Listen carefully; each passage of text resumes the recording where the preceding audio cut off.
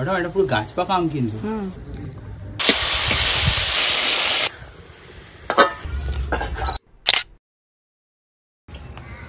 এই দেখেন দুটো মুসা নিয়ে আসছি।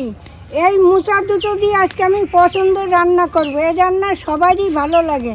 এই যে খানা বাইর করারও কায়দা আছে। এই যে হয়ে গেল, এইটা বেরিয়ে গেল।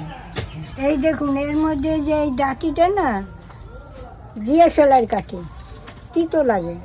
আর এটা হচ্ছে চিংড়ি মাছের মাথার খোসা। এইবার আমি কেটে নিচ্ছি।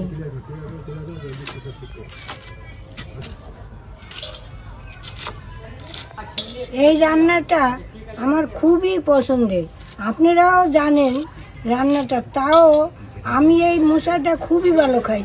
মুসাটা ভালো করে ধুয়ে নেই। এই মুসাটা কিন্তু কৃষ্ণনগরের বিখ্যাত জায়গা। জিরেটা বেটে নিচ্ছি।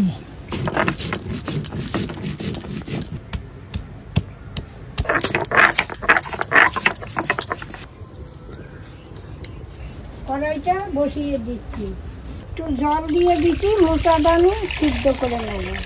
মুসাটা দিয়ে দিচ্ছি, অল্প একটু নুন দিয়ে দিচ্ছি।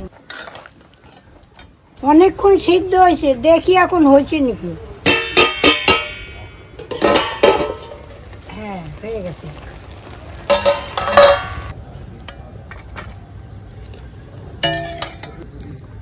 এই দেখুন অল্প কটা চিংড়ি আমি ধুইয়া কুটে রেখেছি। এখন আমি নুন হলুদ মেখে নেব। অল্প একটু নুন দিয়ে দিচ্ছি, একটু হলুদ দিয়ে দিচ্ছি, তেলটা দিয়ে দিচ্ছি, আলুটা দিয়ে দিচ্ছি। এবার অল্প একটু নুন দিয়ে দিচ্ছি, একটু হলুদ দিয়ে দিচ্ছি। দেখুন ঠাকুমা কি খাচ্ছে?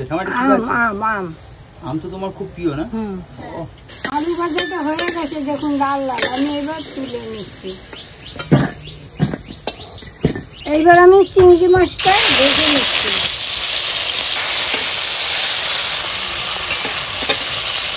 মাছগুলো ভেজে নিচ্ছি, এখন আমি তুলে নিচ্ছি। তেজপাতা ফোড়ন দিচ্ছি, জিরা ফোড়ন দিচ্ছি, ডাটা দিয়ে দিচ্ছি। এবার জিরা বাটাটা দিয়ে দিচ্ছি। এবার মুসাটা দিয়ে দিচ্ছি। এবার পরিমাণ মতো হলুদ দিয়ে দিচ্ছি, পরিমাণ মতো নুন দিয়ে দিচ্ছি। এবার কাঁচা লঙ্কা দিয়ে দিচ্ছি। এবার পরিমাণ মতো চিনি দিয়ে দিচ্ছি।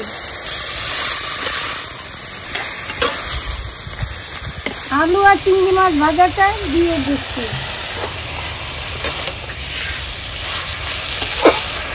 এই মুসা গুনটো আমার হিব্বি লাগে। আপনাদের কার কার ভালো লাগে আমাকে জানাবেন তো। এবার একটু হইতে থাক, আমি ঢাকা দিয়ে দিই। দেখি হয়ে গেছে।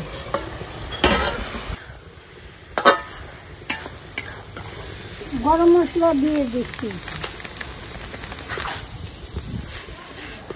এইবার অল্প একটু ঘি দিয়ে দিচ্ছি। এবার হয়ে গেছে, আমি নামিয়ে নিচ্ছি।